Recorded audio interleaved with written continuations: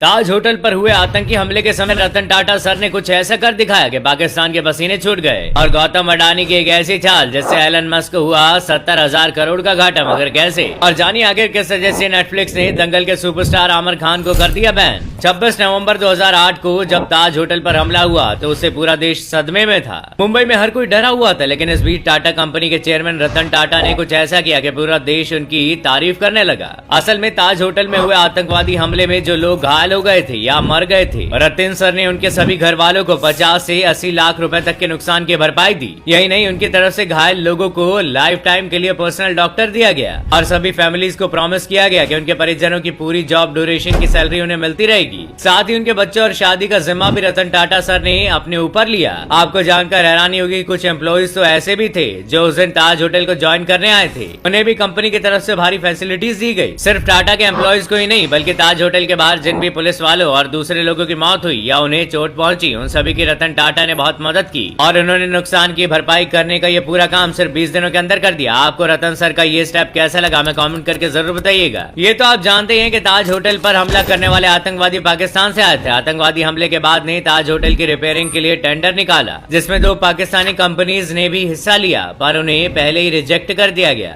इसके बाद पाकिस्तान के 2 बड़े बिजनेसमैन रतन टाटा से मिलने भारत आए, पर रतन टाटा ने उन्हें अपॉइंटमेंट देने से मना कर दिया। उन दोनों पाकिस्तानी बिजनेसमैन ने एक मिनिस्टर से कहकर रतन टाटा पर प्रेशर बनाने की कोशिश की, पर रतन टाटा अपनी बात पर अड़े रहे और कहा कि तुम बेशरम हो सकते हो मगर मैं नहीं। उन्होंने कहा कि वो पाकिस्तान के साथ डील नहीं कर सकते। इसी 26/11 के आतंकवादी हमले में अडानी जी ने मौत को बहुत ही करीब से देखा। 26 नवंबर 2008 को जब मुंबई के ताज होटल पर आतंकवादी हमला हुआ था, तब वो ताज होटल के अंदर ही मौजूद है। आतंकवादी उनसे सिर्फ 15 फीट दूर हमला कर रहे थे और वो रात भर बेसमेंट में छिपे रहे, जिसके बाद अगले दिन उन्हें रेस्क्यू कर लिया गया। इसी के साथ साल 1998 में कर्नावती क्लब से बाहर निकलते समय उन्हें किडनैप कर लिया गया था और $1.5 मिलियन की फिरौती मांगी गई थी। और आज यही अडानी एलन मस्क के साथ दुनिया के रिचेस्ट पर्सन बनने की लड़ाई में कांटे की टक्कर दे रहे हैं। एलन मस्क और दुनिया के तीसरे सबसे अमीर इंसान गौतम अडानी की रैंकिंग में चाहे थोड़ा सा डिफरेंस हो, पर उनकी कंपनीज के मार्केट कैप यानी टोटल पैसे में जमीन आसमान का अंतर है। इंडियन स्टॉक मार्केट में गौतम अडानी की 7 कंपनीज लिस्टेड हैं, जिनका टोटल पैसा $200 बिलियन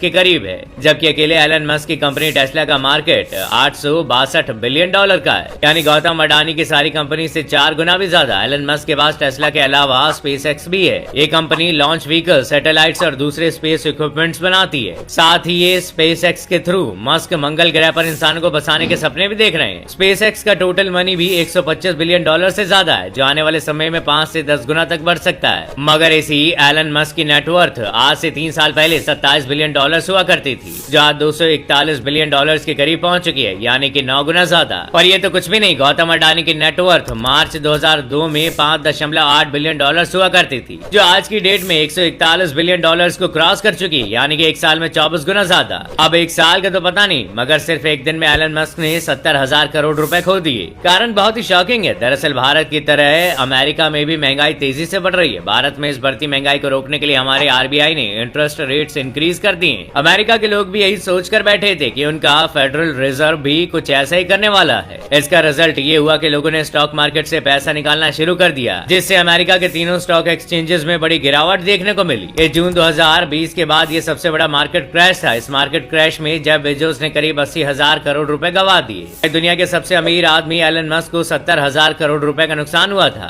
बिल गेट्स और मार्क जकरबर्ग का भी बहुत बड़ा लॉस हुआ था। पर इसी दौरान भारत के गौतम अडानी की कंपनीज लगातार ग्रो कर रही थी। इसका रिजल्ट ये हुआ कि वो टॉप 10 रिचेस्ट पर्सन की लिस्ट में तेजी से ऊपर आ गए और आज वो दुनिया के 3rd रिचेस्ट पर्सन बन चुके हैं। बात जब कमाई की हो रही हो तो भारत के अलावा आईपीएल भी इंडिया को बहुत ज्यादा पैसा कमा के दे रहा है। मगर ऐसे 3 देश हैं जो भारत के क्रिकेट लीग से बहुत नफरत करते हैं। पहला देश तो हमारा पड़ोसी देश पाकिस्तान। आईपीएल में पाकिस्तानी प्लेयर्स के खेलने पर बैन लगा हुआ है, जिसके चलते वहाँ के प्लेयर्स को आईपीएल का बेशुमार पैसा नहीं मिल पाता और पाकिस्तान क्रिकेट बोर्ड हम पर भेदभाव के आरोप भी लगाता है। दूसरा देश है इंग्लैंड। आईपीएल के पहले तक इंग्लैंड क्रिकेट बोर्ड दुनिया के सबसे अमीर क्रिकेट बोर्ड में हुआ करता था, पर आईपीएल के सक्सेस के बाद बीसीसीआई ने इंग्लैंड क्रिकेट बोर्ड को बहुत पीछे छोड़ दिया। तीसरा देश है चाइना। इस देश में आईपीएल को दिखाने पर बैन लगा हुआ है, क्योंकि चाइना हमारे देश की तरक्की से जलता है और नहीं चाहता कि उनके लोग भारत की क्रिकेट लीग एंजॉय करें। नाव देखने से याद आया कि नेटफ्लिक्स भी नहीं चाहता कि आमिर खान की मूवी कोई और देखे और आमिर खान की फिल्म लाल सिंह चड्ढा को नेटफ्लिक्स ने बैन कर दिया है। बॉक्स ऑफिस पर आमिर की मूवी लाल सिंह चड्ढा बुरी तरह से फ्लॉप होने के बाद आमिर ये सोच रहे थे कि वो OTT OTT प्लेटफॉर्म नेटफ्लिक्स पर इसे सेल करके अपने लॉसेस को रिकवर करेंगी। पर नेटफ्लिक्स ने भी लाल सिंह चड्ढा को खरीदने से साफ इनकार कर दिया और आमिर के हाथों से 150 करोड़ की डील निकल गई।